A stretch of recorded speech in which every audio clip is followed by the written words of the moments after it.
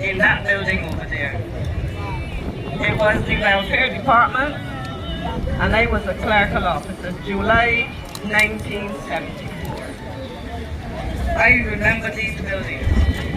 But you know, as I listened to everybody, and I listened to Congress Hart, it said to me, when he spoke about young Amani, the contradictions that continue to demonstrate or reflect what this government is about.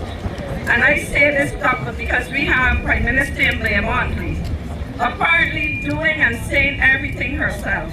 But there are 28 other members of Parliament and members of the Senate who serve as her cabinet, and they are doing nothing.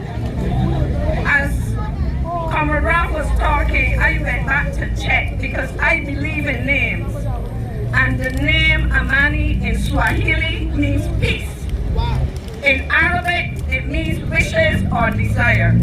And I am sure that like many victims, and I am happy that you were heard, not happy because it's nothing to me, I appreciate us hearing about the trials of a young black boy from poor beginnings like all of us in the 70s, going to Harrison College, in my case, to Queen's College, and sitting in classes and listening to teachers, ignoring some of us. But some of us made it, and he did not. You know why he didn't make it? Because we have a government that is prioritizing personal wealth, and I make no apologies for saying that. Make it prioritizing personal wealth. Find out who, I just learned today that this building was sold. Go and find out who bought it. That is what I understand. It was sold before. And there was an attempt to take it away from the owner. If what I'm hearing is correct, it has been sold again. I guess you couldn't take it away, so you bought it. Now, if it's private property, we can't tell the person what to do. But what we are seeing is a whole set of contradictions.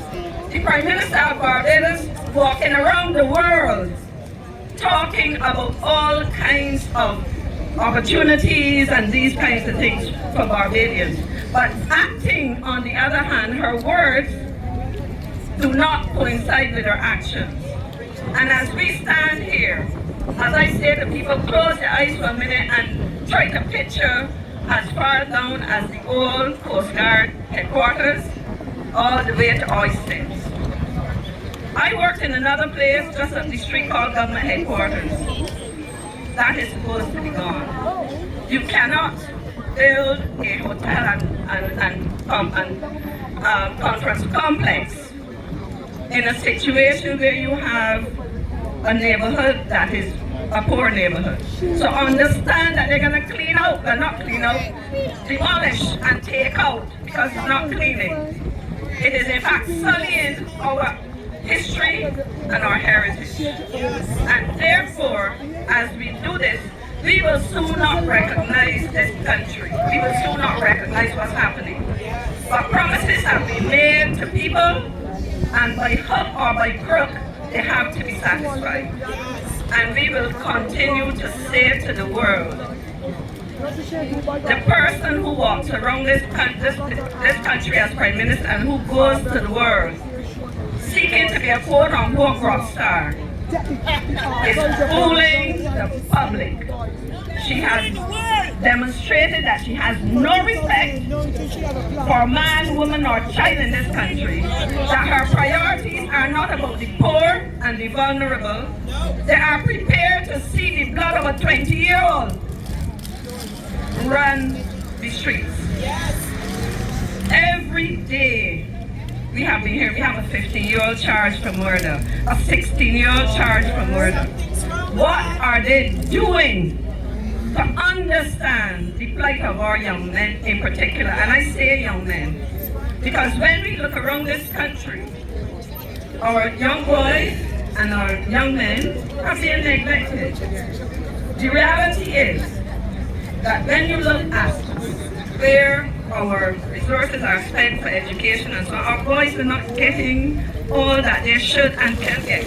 I could go on and on, but all I want to say to the Prime Minister, and more especially to her cabinet and her parliamentary colleagues, step up to the plate and tell Barbadians what you really believe in, what you stand for, and forget all the fancy words. Talk is cheap, but your actions are saying that the people of Barbados do not matter when it comes to these things. Money matters for all. And years ago, we would have heard a statement being mocked by Montley and Company when we said Barbados is more than an economy, it is a society. And this society is in distress. And a lot of it has happened because of the actions of this Prime Minister. Where is she now? You know. But anyhow, I will end. I want to say thank you very much to Marcia Weeks and the members of the loyal opposition. This is an initiative of which I am proud to be associated. I also will say I'm proud to be associated with Democratic Labour Party. And this is about the work of Marcia Weeks and Company, supported by clear-thinking people, including the members, the leadership and members of the Democratic Labour Party. I call on the other people in Barbados who are not willing to open their mouths, come and defend the interests of the people and speak to those who you support blindly. Thank you very much. Please subscribe and click notification bell. Also, don't forget to like, comment, and share. Thank you for watching my video.